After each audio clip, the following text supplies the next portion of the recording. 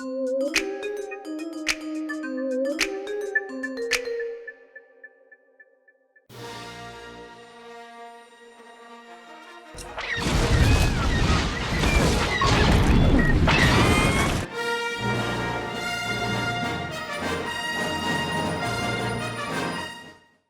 you hate this screen?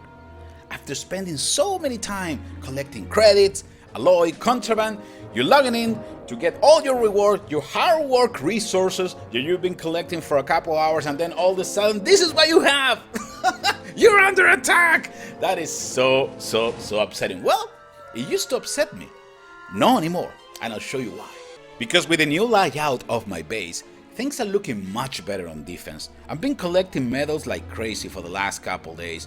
And one of the things that you need to pay attention besides the layout is to find a good squad.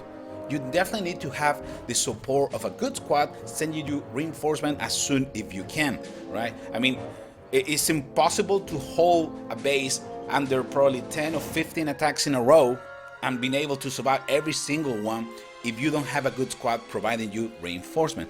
You can have a nice layout with your oppressor, your sentinel doing a good job, but at one point those units are gonna go down. So if you don't connect to the game often, you're gonna be in trouble because the defensive buildings are not gonna be capable to stop so many consecutive attacks, right? So it's super important to get a really good squad.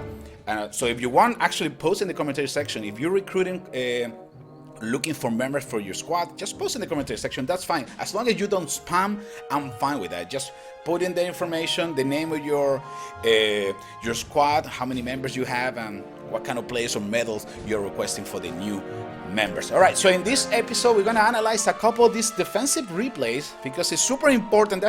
I think it's the most critical part of having a successful defense is go to the defense replays and see what you're doing right and what you're doing wrong. You guys are ready? Let's go. Before checking some of the replays, we have one heroic defense pending. So let's get this going because otherwise we're gonna lose this opportunity. And I've been collecting a couple of fragment. Ooh, that's not good. I like joggies. I know there's another joggy coming from here, right? The other joggies? No, just one joggy? Oh, okay. Usually there's like 4 joggies. They start attacking you in the first wave. So far so good. I can take this. Maybe we can bring Vader in there to provide some extra support from the back. Okay. Not too bad. Not too bad. Elite AT-AT, can you take care of business? I'm pretty sure you can. Oppressor, Vader over here, perfect. 19% damage. You're doing just fine. Excellent. Okay, that was the first wave? No, still one more. One of those repulsor tank or something like that. They're really not that good. Perfect. Second wave is coming in 5 seconds. 20% damage is not too bad. Let's see what happens now. This is gonna be the tricky part. Because those guys are amazingly powerful destroying my heroes. Okay, let's see. First one is down. Excellent. Elite AT-AT, I don't know what you're doing. I really don't want to use any of my squad center units. And also, ooh, we got 31%. Any of my ships. It's completely not worth it. The rewards are not gonna pay the bill for using it now. And I think we're doing fine. I mean, with 2 stars, I'm more than fine. I've been able to get 3 stars in this heroic defense. Not with the undead, but the regular one. But like I say, is sometimes you gotta decide, is this worth it? Is this what you want to get? If you're looking for sacrificing some alloy to get the traps back and everything, you want to also spend time getting those ships back? Probably it's not a good idea. Probably if you got 2 or 3, I mean 2 stars is more than enough. Alright, 2 stars, it's not bad. Perfect. We're gonna open those crates in a few seconds. I'm collecting a couple. Perfect. So let me get things ready and we're going for the first. Ooh, did I? Oh no! Seriously? Oh, did I repair the Droideka by mistake using crystals? Oh, what a blooper. What a blooper! Alright, let's go for the first replay on defense. Let's go for defense number 1. If I know when they're coming from this area, they're gonna try to trigger this trap and attract my Droideka. See, there is always flaws. That's what I need to keep improving my base. So far, it's doing fine. You see, those soldiers are trying to destroy the wall.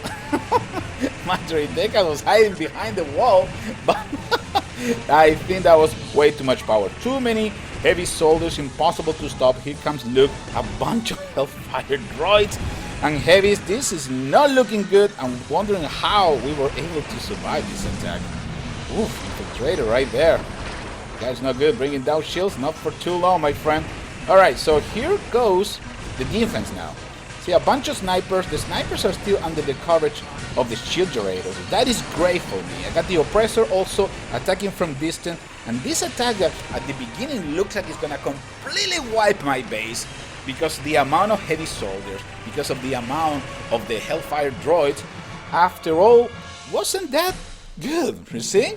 Just having troops in the defensive building, in the squad center in this case, sorry, is gonna help you a bit. It's gonna give you big time to survive an attack. Let's go for the next one. Let's go for defense number 2. See, our sentinel is down, so we need to rely on the oppressor and also the squad center unit. We see a push with the heavy soldiers, rookies, repulsor tanks. I can see some of the heavies are getting entertained, attacking my walls instead of providing support to the rookies. So that is actually the idea of this layout. The Johan show up a little bit too late to the party. I have units coming out from the squad center, and Johan is gonna try to attack those units first. Big mistake, big mistake. He was trying to get too close to the base. The turrets were capable to destroy Johan in a few seconds. The Juggernaut didn't show up on time. Unfortunately for this player, the Juggernaut showed up when all the other units were absolutely dead. 0 chances to provide extra support. I can see that he decided to deploy the squad center units for the last push.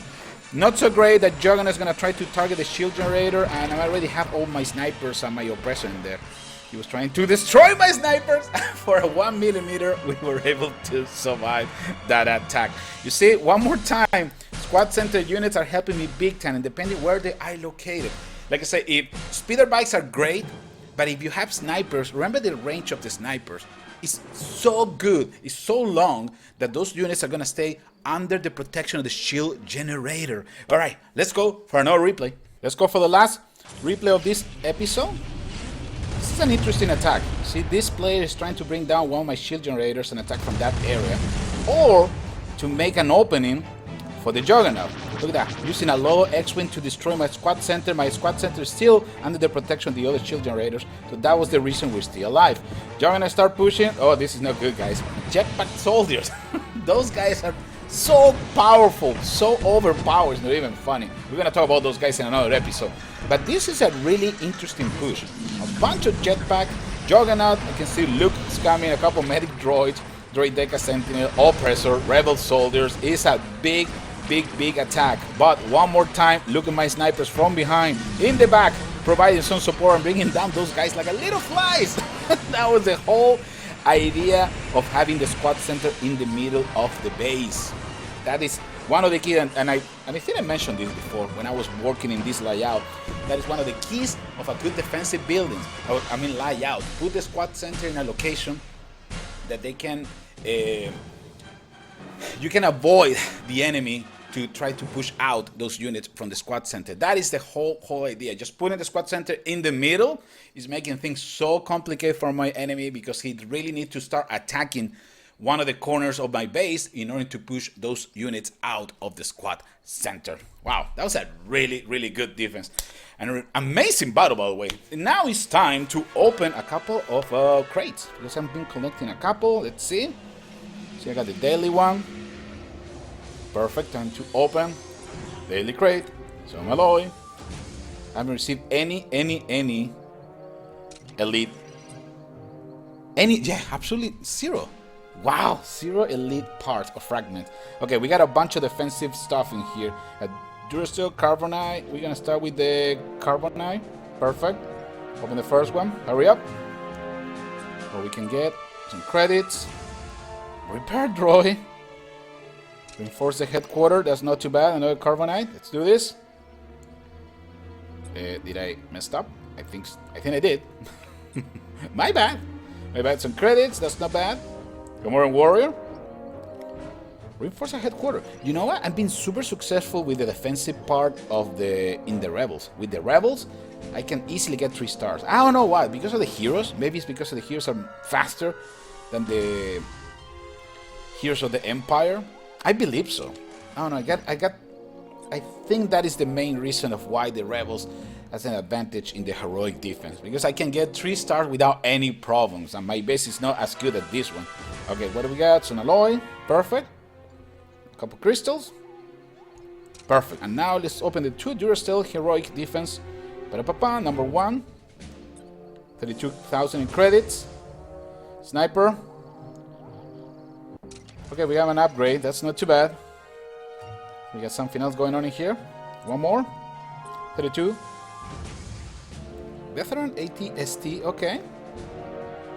And reinforced walls. That's not great. If I'm not wrong, I got something pending in here too. Okay, let's go one more time. 132,000. Those rewards are much better. The ones with the objectives are just amazing, guys. You definitely need to do that. And a bunch of to reinforce 20. Well, I'll take that.